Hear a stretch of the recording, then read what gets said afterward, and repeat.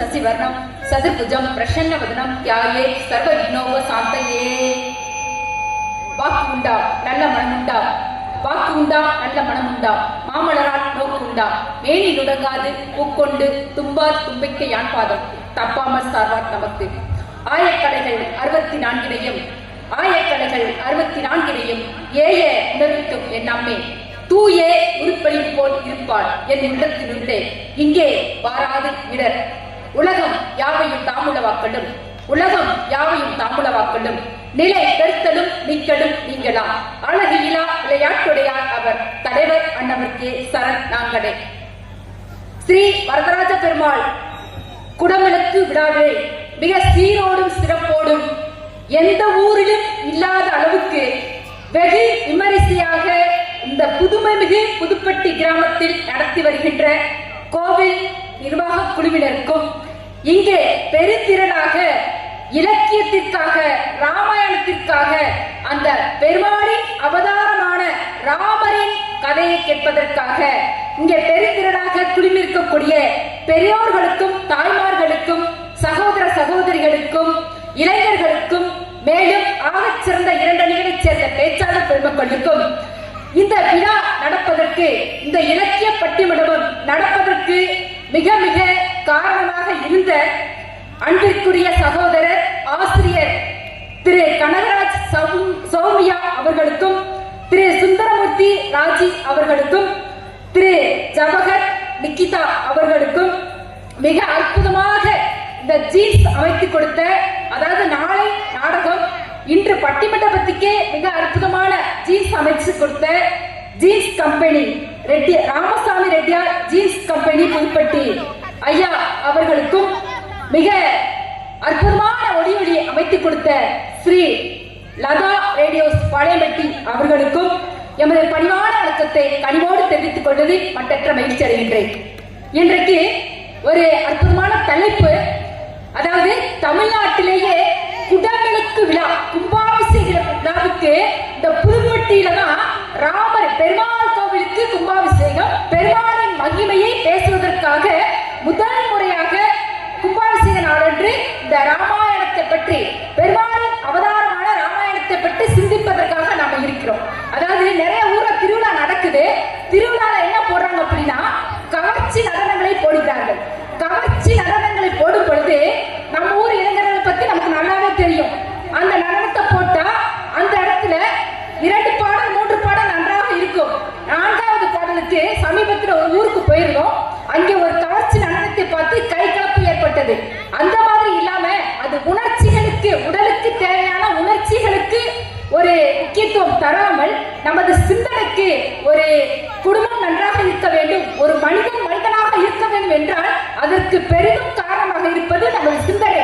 தூய சிந்தனை இருந்தால்தான் ஒரு மனிதன் மனிதனாக இருக்க முடியும், மிக உயர்ந்த நிலைக்கு அடைய முடியும் என்பதற்கு உதாரணமாக இந்த புதுப்பட்டி கிராமத்துல இன்னைக்கு அற்புதமான ஒரு சிந்தனை பட்டிமன்றம். ஒரு சொல் வாழ்க்கையில எவ்வளவு சீக்கிரமா ஒருவருக்கு வந்து சேர்கிறதோ அந்த சொல்லை வைத்து அந்த மனிதன் மிக மிக மனிதனாக இருக்கட்டும், இளைஞனாக இருக்கட்டும், மாணவனாக இருக்கட்டும், யாராக இருந்தாலும் ஒரு சொல் ஒருவரது வாழ்க்கையை மாற்றும். அந்த சொல் இன்றைக்கு மிக சிறப்பாக உங்களுக்கு ஏதோ ஒரு உருவத்துல நிச்சயமாக கிடைக்கும், ஒரு சிந்தனைக்கு ஏற்ற வகையில கிடைக்கும். நகைச்சுவை என்பது உடலுக்குத்தான் அது ஒரு உணர்ச்சி, ஆனால் சிந்தனை எப்போதாவது கிடைக்கும். எப்பொழுதும் கிடைப்பது என்பது சிந்தனை அல்ல, எப்போதாவது கிடைப்பதுதான் சிந்தனை.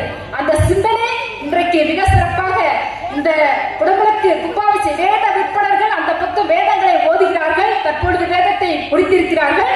இந்த பக்கம் அடுத்த நொடியாக அது அவதார மகிமையை இங்க சிந்திக்க இருக்கிறோம். அப்ப ஒட்டுமொத்தமாக இந்த இடத்துல, இந்த ஊரில, இந்த ஊர் மக்களுக்கு நிச்சயமாக மகாலட்சுமி இந்த இடத்துல குடிகொள்வாள் என்பதை நான் உறுதியளித்துக் கொண்டு இன்றைக்கு தலைப்பிற்கு சொல்கிறோம். ஏன்னா கிட்டத்தட்ட எங்களுக்கு ஒரு 2 மணி நேரமா அந்த வேலையில இருக்கும். 7 மணிக்கு நிகழ்ச்சி சொன்னாங்க, 7 மணி ஆச்சு, 8 மணி ஆச்சு, 9 மணி ஆச்சு, 3 மணி நேரம் முடிச்சிருச்சு. நாங்க கூட இப்படி கிளம்பிடலாமான்னு சொல்லி தம்பிட்ட கேட்டோம். இல்லக்கா இப்ப முடிச்சிடும், இப்ப முடிச்சுன்னு சொல்லியே கடைசியில் 3 மணி நேரமா அமர வச்சுட்டாங்க. நிறைய தொலைக்காட்சியில நாங்க பேசி இருக்கிறோம், பல்வேறு மேடைகள், பிரமாண்டமான மேடைகள்ல தமிழ்நாடு முழுவதும் பேசி இருக்கிறோம். முதல் முறையாக இந்த விருதுநகர் மாவட்டத்திலேயே நமது நமது தந்தை வழி ஊரான இந்த புதுப்பட்டியில முதல் முறையாக இன்றைக்கு பேசுகிறோம். அதுவும் விருதுநகர் மாவட்டத்தில திருவள்ளுவர் இருக்கின்ற ஒரு ஊர், புதுமைமிக்க தமிழுக்கு ஒரு கோவில் கொண்ட ஊர். இந்த ஊரில் பேசுவது எங்கள் அணிக்கு எங்களுக்கு வாழ்நாளில் மிகப்பெரிய பாக்கியமாகவும் சாதனையாகவும் நாங்கள் நினைக்கின்றோம். தற்பொழுது தலைப்பிற்கு சொல்கிறோம். கம்பராமாயணத்தில் ராமனின் நிலைத்த புகழுக்கு பெரிதும் காரணம் எது? உறவா நட்பா? இதான் தலைப்பு. ராமாயணம் நமக்கு எல்லாருக்கும் தெரியும், கம்பராமாயணம் நல்லா தெரியும். ராமாயணம் எப்படி வந்துச்சு? ராமாயணம் ஒரு வேடுவன் இருந்தா, வேடுவன் கிட்டத்தட்ட ராமநாமத்தின் மகிமையால என்னவானாரு? மகரிஷி ஆனாரு. அந்த வால்மீகி முனிவர் சொல்ல சொல்ல, நாராயணன் சொல்ல சொல்ல வால்மீகி என்ன பண்ணாரு? ராமாயணம் எழுதினாரு. அதே கதையை சமஸ்கிருதத்தில் இருந்த காரணத்தினால கம்பர் என்ன பண்ணாரு? அவர் சமஸ்கிருதம் அறிந்தவர். அவர் என்ன பண்ணாரு? தமிழ் மக்களுக்கு தெரிய வேண்டும் என்று சொல்லி குலசேகர பாண்டியன், குலசேகர மன்னன் அவர் சொல்ல, அவர் கேட்க, சடையப்ப வள்ளல் ஆதரிக்க ராமாயணத்தை மிக அற்புதமாக தொகுத்து உலகின் மிகப்பெரிய இதிகாசங்களில் ஒன்றான நமக்கெல்லாம் கிடைத்த ஒரு பொக்கிஷம் கம்பராமாயணம். அந்த ராமாயணத்தை எத்தனை நாள் பேசிக்கொண்டே இருந்தாலும் கேட்டுக்கொண்டே இருந்தாலும் மாதுளம்பழம் இருக்கு, அது உரிக்க உரிக்க முத்துக்கள் உதிர்ந்து கொண்டே இருக்கும். அதே போலத்தான் இந்த ராமாயணத்தை கேட்க கேட்க கேட்க கேட்க முத்துக்கள் உதிர்ந்து கொண்டே இருக்கும். இமயமலைக்கு நிகர் இமயமலை தான், கம்பருக்கு நிகர் கம்பர் தான். கம்பருக்கு இணையாக, அந்த ராமனுக்கு இணையாக, ராமாயணத்துக்கு இணையாக எத்தனை நூல்கள் வந்தாலும் இணையாகாது என்று சொல்லி ராமநாமத்தால் திருடன் மகரிஷியானான். ராமநாமம் ராம் ராம் என்ற காரணத்தினால் மகாத்மா காந்தி ஆங்கிலேயரை விரட்டி எடுத்து நமது நாட்டிற்கு இன்றெல்லாம் மிக திருவிழா சீரோடும் சிறப்போடு நாம் கொண்டாடி இருக்கின்றோம் என்றால், அதற்கு சுதந்திரமாக கொண்டாடி இருக்கின்றோம் என்றால் அதற்கு காரணம் நமது சுதந்திரம், பூரண சுதந்திரம் கிடைத்தது. அதற்கான மகாத்மா காந்தியடிகள் ராமநாமம், ராம் என்ற நாமம் அவருக்கு பேருதவியாக இருந்தது. ராம ஜெயம் என்றாலே அனைத்திலும் நமக்கு ஜெயமாக அமையும். இவ்வளவு பெரிய ராமநாமத்தின் மகிமையை, ராமர் நிறைய கதாபாத்திரங்கள் இருக்கு, அதுல கம்பர் என்ன பண்றாரு? முக்கியமாக ராமருக்கு, கதாநாயகருக்கு ஒரு சிறப்பை கொடுத்திருக்கிறார். ராமர் என்றால் அவர் கருணை கடல். சுருக்கமா சொன்னா ஒரு வில், ஒரு இல், ஒரு சொல், இல்லையா? நம்ம எல்லாருக்கும் தெரியும். அப்ப ராமரே விட்டு கொடுக்கும் மனப்பான்மை இருந்தவர், சிறந்த போர் வீரர்.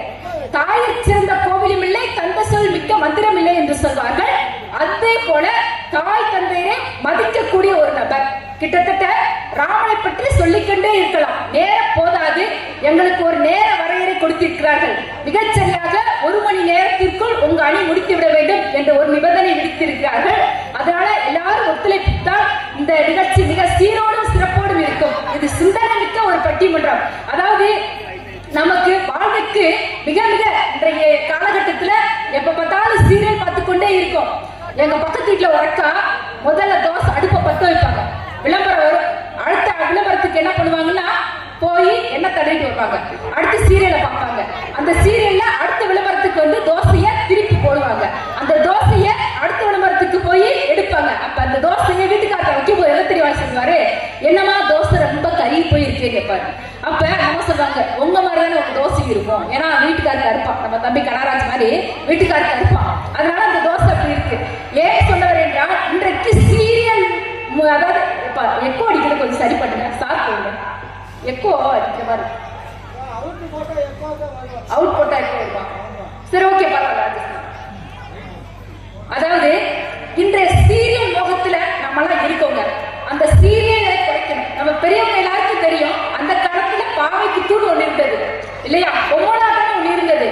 இந்த மாதிரி மொபைல் இல்ல, செல்போன் இல்ல, சீரியல் பிரச்சனை இல்ல. அதனால அவங்க எல்லாம் வந்து மருத்துவமனைக்கு செல்லாமல், நோய் நொடி இல்லாமல் மிக ஆரோக்கியமாக இருந்தார்கள். இன்றைக்கு இவங்க கிராம நிர்வாக அதிகாரியா இருக்கிறாங்க உத்தமபாளையத்துல. இவங்களுடைய பேர் என்ன பண்றாருன்னா, 2 வயசு ஆகுது. கைபேசி இல்லாம அவரை ஒரு நிமிடம் கூட எங்களால இருக்க வைக்க முடியல. அவரு என்ன பண்றது அப்படின்னு சொல்லி இந்த அக்கா வந்து எங்க கிட்ட புலம்புறாரு. நிறைய பிரச்சனை, கவலையா இருக்கு. எப்ப பார்த்தாலும் என்னுடைய பேர் என்ன பண்றாரு, இந்த முகநூலிலையும் கைபேசியிலும் இந்த இளைய தலைமுறை இவ்வளவு சீரழிந்து கொண்டு இருக்கிறார்களே, என்ன பண்ணு தெரியல அப்படி சொல்லி அந்த மாதிரி ஒரு வருத்தத்திற்கு ஆளாகி கொண்டு இருக்கிறார்கள்.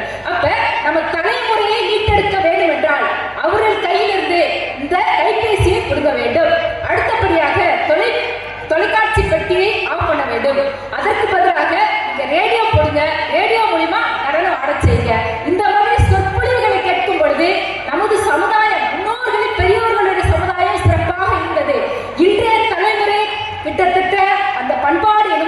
சற்று குறைந்து வருவது என்பது வருத்தத்துக்குரிய செய்தியாகத்தான் இருக்கு. ஆகையால இந்த சிந்தனை பட்டிமன்றம் மிக சிறப்பாக நடைபெற இருக்கிறது. நீங்களா ஒத்துழைப்பு கொடுக்க வேண்டும் என்ற தாழ்மையோடு கேட்டுக்கொண்டு தற்பொழுது ராமனின் நிலைத்த புகழுக்கு பெரிதும் காரணம் உறவே என்ற அணியில மிக அற்புதமாக வரவேற்பு சொன்னாரு கனகராஜ். இதுக்கு முன்னாடி ஒரு ஊருக்கு போயிருந்தோம். அங்கே வரவேற்பு சொல்ற ஒரு நபர் சொன்னாரு, இந்த மேடை எப்பேற்பட்ட மேடை தெரியுமா? மிகப்பெரிய மகான் கிருபானந்த வாரியார் வந்தார், பேசினார், போய்விட்டார். மிகப்பெரிய வள்ளல் வந்தார், பேசினார், போய்விட்டார். அடுத்து கர்ம வீரர் காமராஜர் வந்தார், பேசினார், போய்விட்டார். அடுத்து பொலியா பாண்டியராஜ் வந்திருக்கிறார், பேசுவார், போய்விடுவார். அப்படி ஒரு அறிமுக. அதுக்கடுத்து எனக்கு பேச்சு வரும்னு நினைக்கிறீங்க, பேச்சே வரல. ஐயா நன்றி வணக்கம்னு சொல்லிட்டு போயிட்டேன். இங்க அப்படி இல்லை, அற்புதமா ஒரு முறைக்கு 2 முறை அறிமுகப்படுத்தி வச்சார் தம்பி ஆசிரியர் கடராஜ். அவர்களுக்கு நன்றி, சிறப்பான ஒரு வரவேற்பு. அதை விட அற்புதமா நின்று கேட்டுக்கொண்டு ரசித்துக் கொண்டு இருக்கின்ற எமது உறவினர்களான அத்தனை பேருக்கும் நான் நன்றி கலந்த வணக்கத்தை தெரிவித்துக் கொண்டு தற்பொழுது அணி துவங்குகிறது.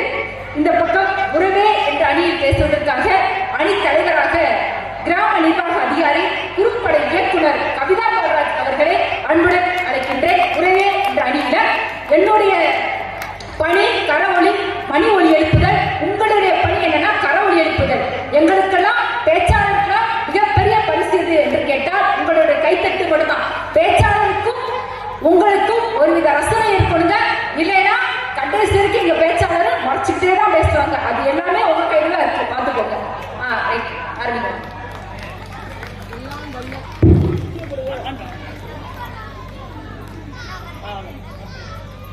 எல்லாம் வல்ல இறைவனுக்கு என் முதல் வணக்கம். வரதராஜ பெருமாள் திருக்கோயில் குடமுழுக்கு விழா. திருவிழானாவே ஒரு பெரிய விசேஷமா இருக்கும். இந்த ஊர்ல திருவிழா பார்த்தேன். இந்த குடமுழுக்கு விழா எவ்வளவு அருமையா மகிழ்ச்சியாக சந்தோஷமாக இவ்வளவு நேரம் வரைக்கும் அந்த யாக பூஜைகள் எல்லாம் நடந்து எங்களுக்காக நாங்கள் கூட காத்திருந்தோம். ஆனா அவ்வளவு எல்லா மக்களும் சந்தோஷமாக மகிழ்ச்சியாக அந்த குடமுழுக்கு விழாவை நீங்க கொண்டாடிட்டு இருக்கீங்க. அதுல எங்களுக்கும் ஒரு வாய்ப்பை கொடுத்து எங்களுக்கு ஒரு அருமையான ஒரு தலைப்பையும் கொடுத்து பட்டிமன்றத்தை பேச வைத்திருக்கிறது.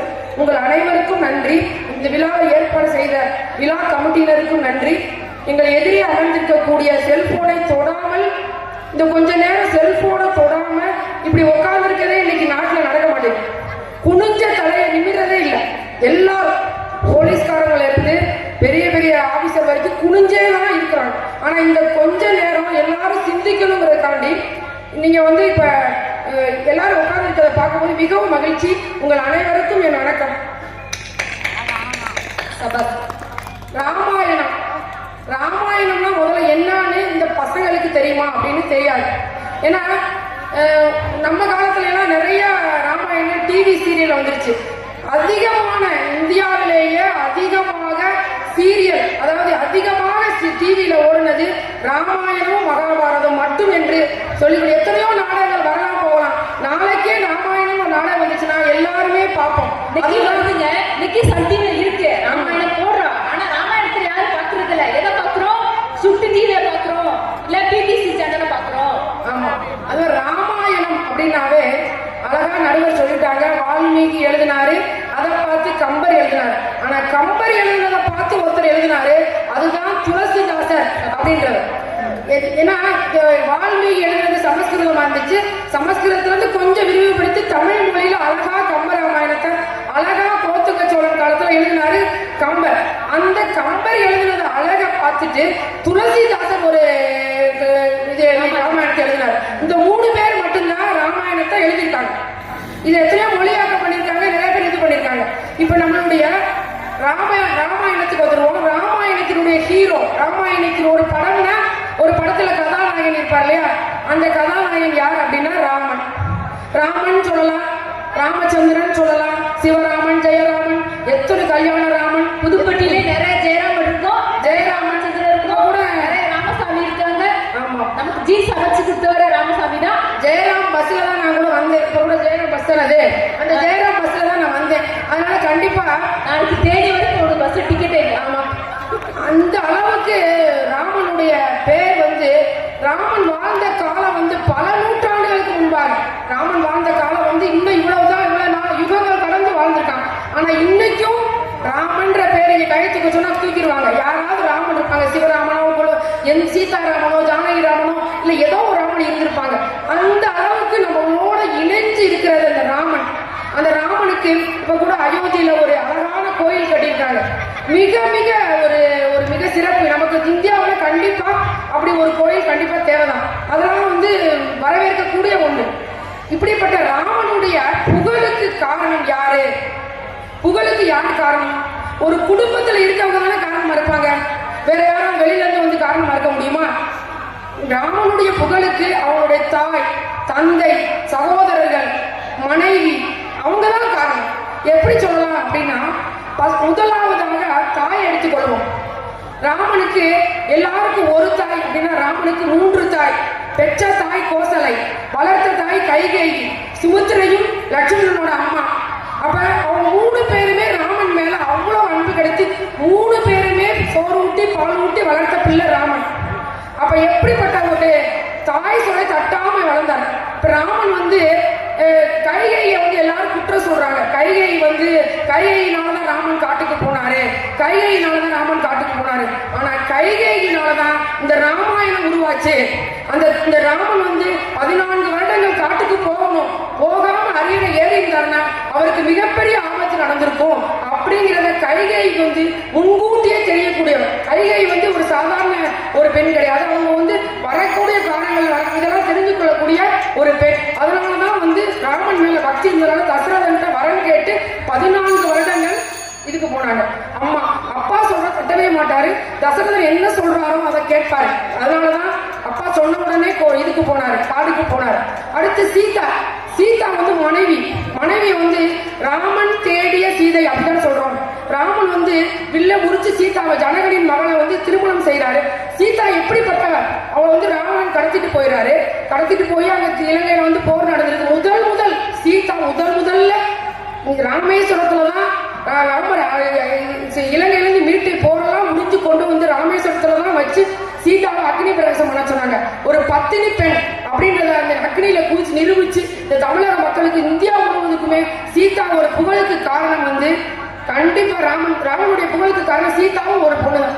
அது மாதிரி அவங்களுடைய சகோதரர்கள் பரதனா இருக்கட்டும், சத்ருகனா இருக்கட்டும், லட்சுமணனா இருக்கட்டும் 3 பேரும் விட்டு கொடுக்க முடியாது. அந்த அளவுக்கு அண்ணன் தம்பிகள் அவ்வளவு ஒற்றுமையா இருப்பாங்க. இன்னமும் கூட இரட்டை குழந்தைகள் பிறந்த ராமன் லட்சுமணன் பேர் வைக்கிறோம் நடுவர் அவர்களே. இல்ல அனுமன் வைக்கிறோமா, குகன் ராமன் வைக்கிறோமா, ஜடாயு ராமன் வைக்கிறோமா, வீடனன் ராமன் வைக்கிறதே இல்லையா? எல்லாமே உறவு. குடும்ப அட்டையில பேரை சேர்க்க முடியுமா நடுவர் அவர்களே? ரேஷன் கார்டுல நான் வியோங்கிறதுனால இதுக்கெல்லாம் பதில் சொல்லுப்பா. இப்ப நான் வந்த உடனே என்னுடைய வியோ ஆபீஸை பார்த்தேன். நான் வியோ தான் எங்க ஊர்ல துரும்பாளையத்துல இந்த வியோ நம்பர் எழுதி போட்டிருந்தாங்க. வியோ ஆபீஸ்ல போய் குடும்ப அட்டை நண்பர் இதே கார்டை என் டியரஸ்ட் ஃப்ரெண்டு வேறு என் குடும்ப அட்டையில சேர்த்துக்க நான் சேர்த்துக்க முடியுமா? உறவைத்தான் சேர்த்துக்க முடியும். ஒரு உறவைத்தான் ஒரு குடும்ப அட்டையில சேர்க்க முடியும். இப்படி உறவுதான் எப்பொழுதுமே எங்க அப்பா பாத்துக்குருவாரு, எங்க அம்மா பாத்துக்குருவாங்க, எங்க அண்ணன் பாத்துக்குருவாரு, என் தம்பி பாத்துக்குருவாங்க, எங்க அண்ணி பாத்துக்குருவாங்க அப்படின்னு சொல்லி உறவுதான் நம்மளை காப்பாற்றும். உறவுதான் ராமனை காப்பாற்றியது. உறவுதான் ராமனுக்கு எல்லா விதத்திலும். லட்சுமணன் 14 வருடங்கள் தூங்காமல் இருந்தான். அவன் தூங்காமல் இருந்ததுனால தான் இந்திரஜித்தை கொல்ல முடிஞ்சிச்சு.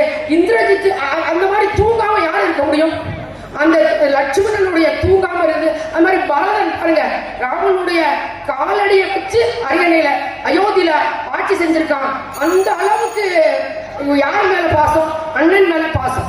இப்படி தசரதன் பாருங்க, போயிட்டானே ராமன் போயிட்டானேன்னு உயிரை விட்டார். ராமன் பாசத்துல எமோஷனல் ஆகி பேசிட்டே இருக்கும். பாசம் அந்த அளவுக்கு பாசம். அதனால எப்பொழுதுமே மனிதராக ராமனுடைய நிலைத்த புகழுக்கு உறவுதான் காரணம் நடுவர் அவர்களே. வேறு மாற்று கருத்தே வேண்டாம். உறவுதான். இங்க உங்களுக்கு கூட உறவுகள் தான் இன்னைக்கு ஒரு பட்டிமன்றத்தை ஏற்பாடு பண்ணி கொடுத்திருக்கு. இப்ப இட்லி சாப்பிட்டு வந்தீங்க, என்னென்ன கொடுத்திருக்காங்க இதெல்லாம் மறந்துடாதீங்க நடுவர் அவர்களே. மிகவும் உறவு சாப்பிட்ட இட்லிக்கு ஊர் என்ன தாண்டோட மாட்டாங்க. தீர்ப்பு மாற்றி சொல்ற ஊர் என்ன தாண்டோட. அதனால நம்ம ஒரு புட்டவங்க உள்ள மறக்க கூடாது. இன்னைக்கு இந்த உறவு இல்லைன்னா நம்ம இல்ல நடுவர் அவர்களே. அதனால ரத்த சொந்தம் ரொம்ப முக்கியம். அதை முதல்ல ஞாபகத்தில் வச்சுக்கோங்க.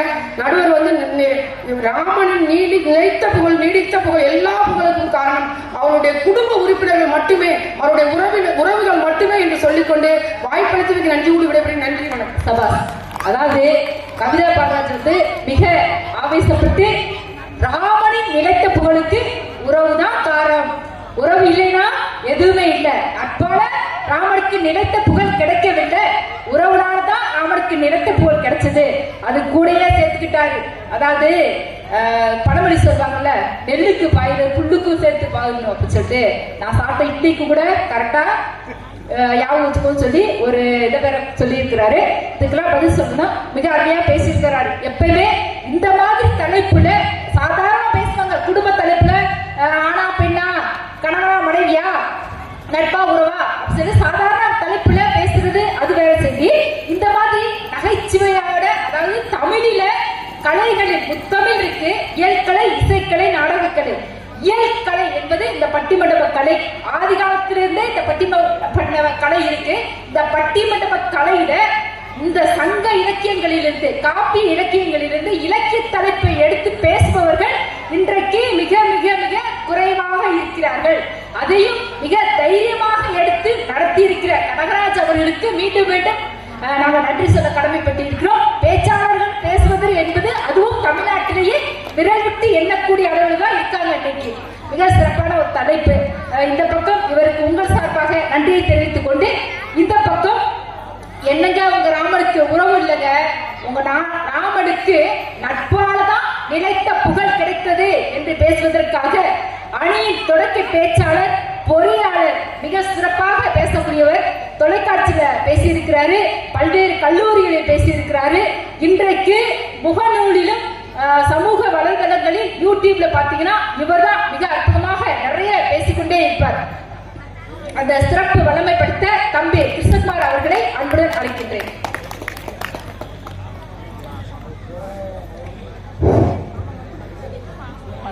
இந்த மண்ணையும் இந்த மண்ணிற்கு என்னையும் தந்த தாய் தந்தையின் பொற்பாதம் வணங்கி எனது பணியை துவங்குவதிலே பெரும் மகிழ்ச்சி. நடுவர் அவர்களே,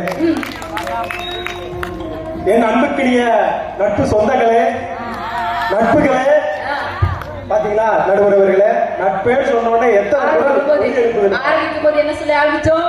நட்புகளே, முன்னாடி நட்புகளே, நடுவர்களே, எனது தாய் தந்தையை பொற்பாதம் வெட்டு வணங்கி சொல்லி பேசிட்டு பெத்தவரை மாத்தக்கூடாது நடுவர்களே, நட்பு காரணமா இருக்குது, பெத்தவரை மறக்கக்கூடாது.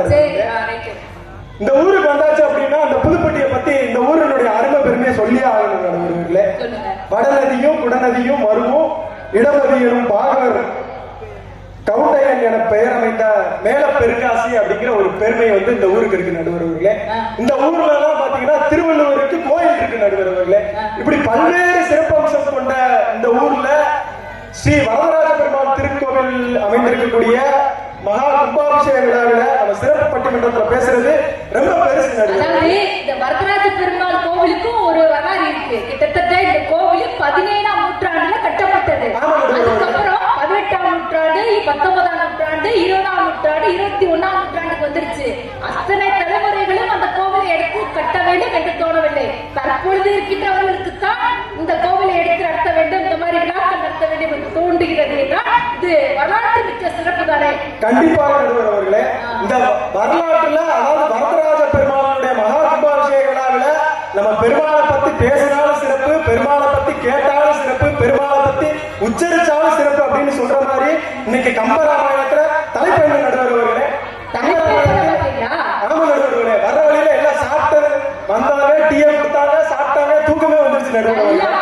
சாப்பிட்டு அழகா கேசரி, தக்காளி சட்னி, அது வித்தியாசமான ஒரு தேங்காய் சட்னி, சாம்பார், நல்லா வந்து பிஞ்சு கத்திரிக்காய், முட்டை கத்திரிக்காய் போட்டு அழகா சாம்பார் நல்லா சாப்பிட்டு தெம்பா பசுறாரு.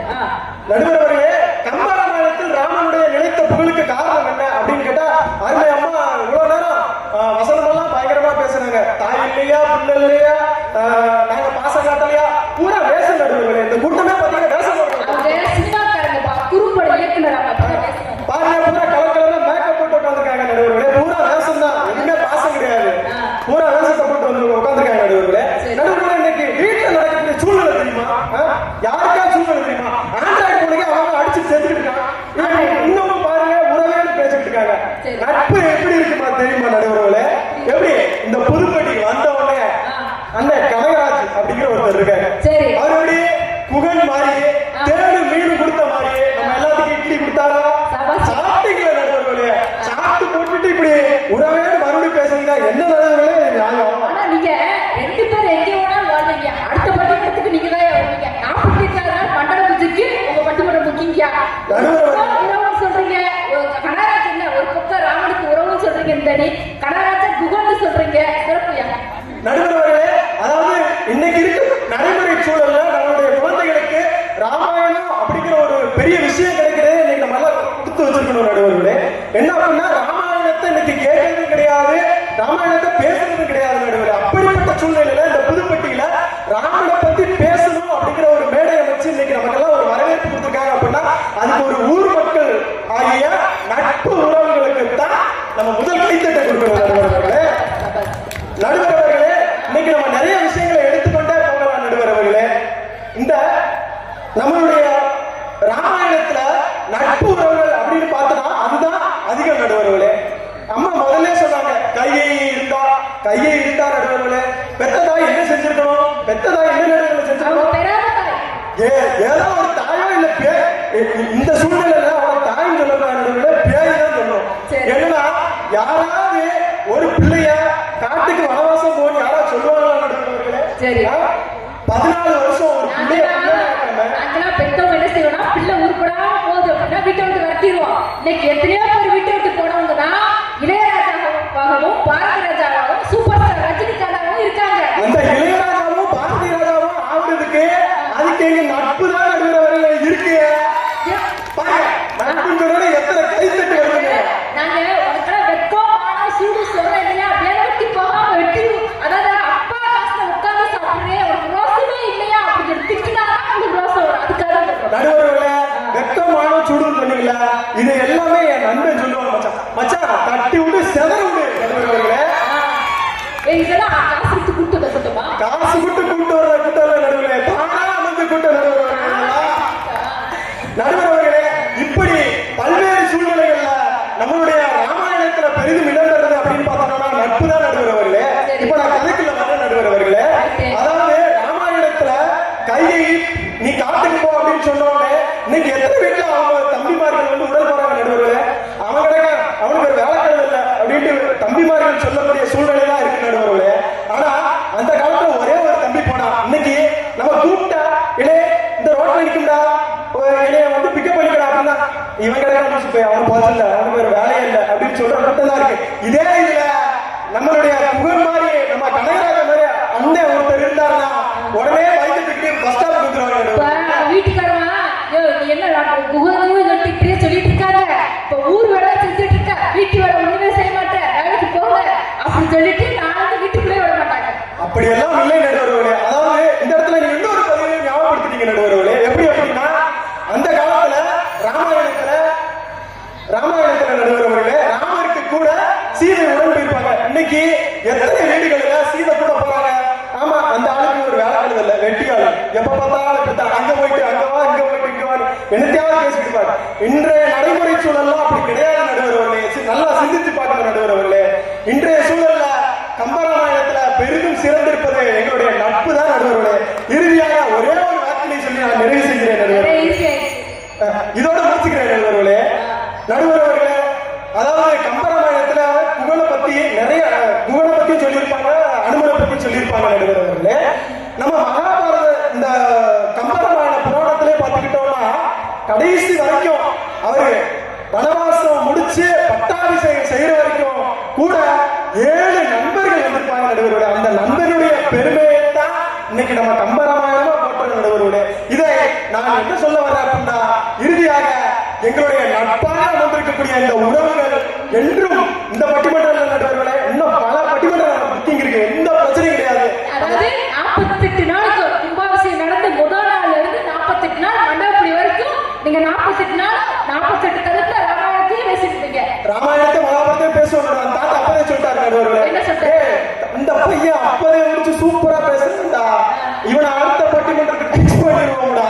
நீ பேசிடுவோம் நடுவர்களே பாருங்க, அவர் உட்கார்ந்து இருக்கும் போது கூட பாருங்க அவரோட உறவோட யாரா உட்கார்ந்து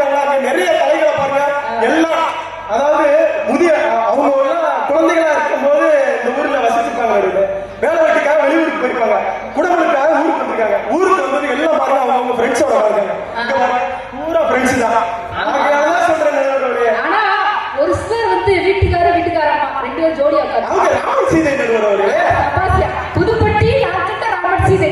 ராமன் அவர்களே, ராமன் சீதை. இறுதியாக என்னுடைய வாக்கினை இப்படி சொல்லி நான் நிறைவு செய்கிறேன் நண்பர்களே.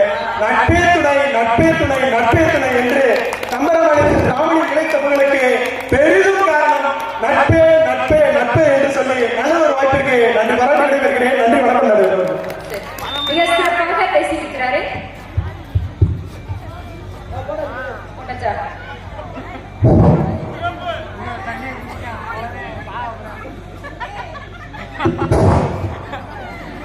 மிக சிறப்பாக உங்கள் உற்சாகமான கைத்தட்டோட அற்புதமா பேசியிருக்கிறார் தொடக்க பேச்சாளர். இலக்கியத்துல இந்த அளவுக்கு பேசுறதுக்கு இன்னைக்கு ஆளே கிடையாது. ஒரு இளைஞர், இன்றைய தலைமுறை பேச்சாளர் அற்புதமா பேசியிருக்கிறாங்க.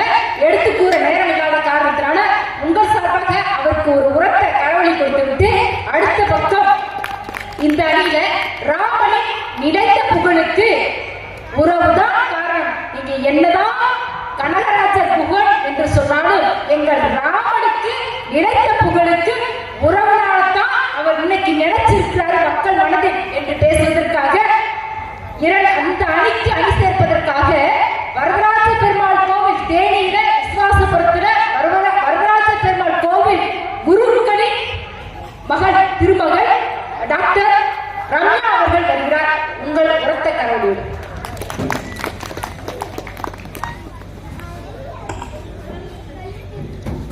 நன்மையின் செல்வமும் நாளும் நழுவுமே, திண்மையின் பாவமும் சிதைந்து தேயுமே, ஜென்மமும் மரணமும் இன்றி தீருமே, இம்மையே ராமா என்ற இரண்டெழுத்தினாள்.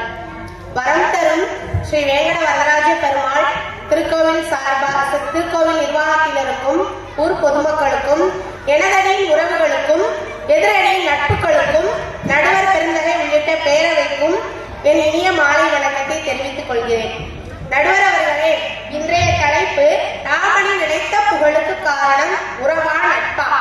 நான் உறவு என்ற அணியில் பேச வந்துள்ளேன் நடுவர் அவர்களே. எதிரணியில் கிருஷ்ணகுமார் சகோதரர் பேசிட்டு போனார். கடைசி வரைக்கும் அவர் தலைப்புக்குள்ளே வரல. வயசு அதான் சின்ன பையனை காட்டி போயிட்டார் நடுவர் அவர்களே. சொல்றாரு, எந்த பெண் வந்து காட்டுக்கு கூட போறான்னு சொல்றாங்க. எத்தனை காலமே ராமனா இங்க இருக்காங்க நடுவர் அவர்களே. நீங்க இருந்தீங்கன்னா நாங்களும் உங்க கூட வருவோம்ல.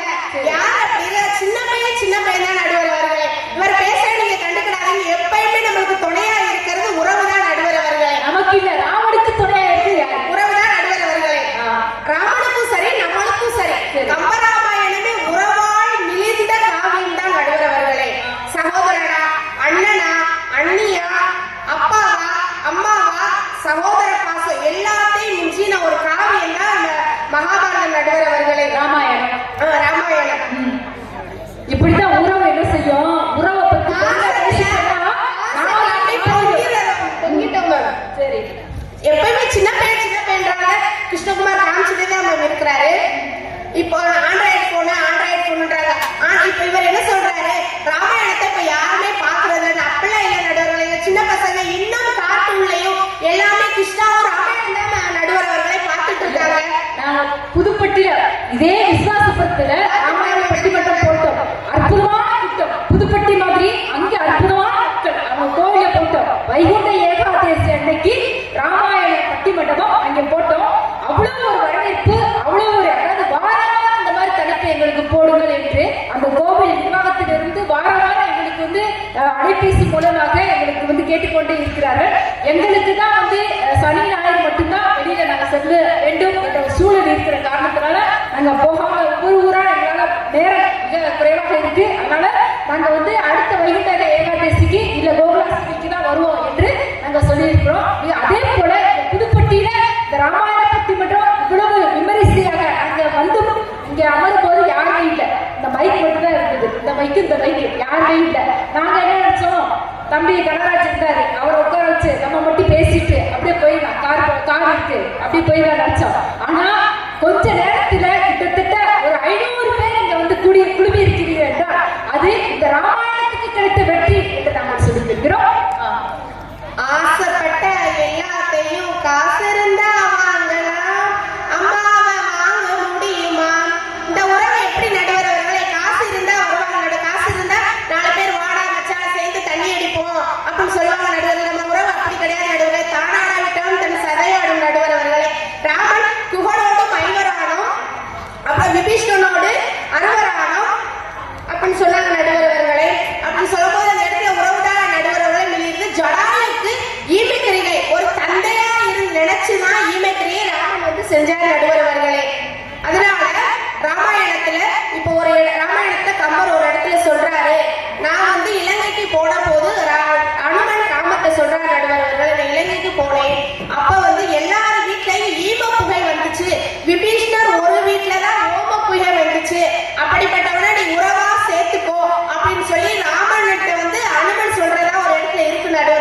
ராமாயணத்துல எப்பயுமே மீறது உறவுதான் நடுவர்களை மீறி நிக்குது.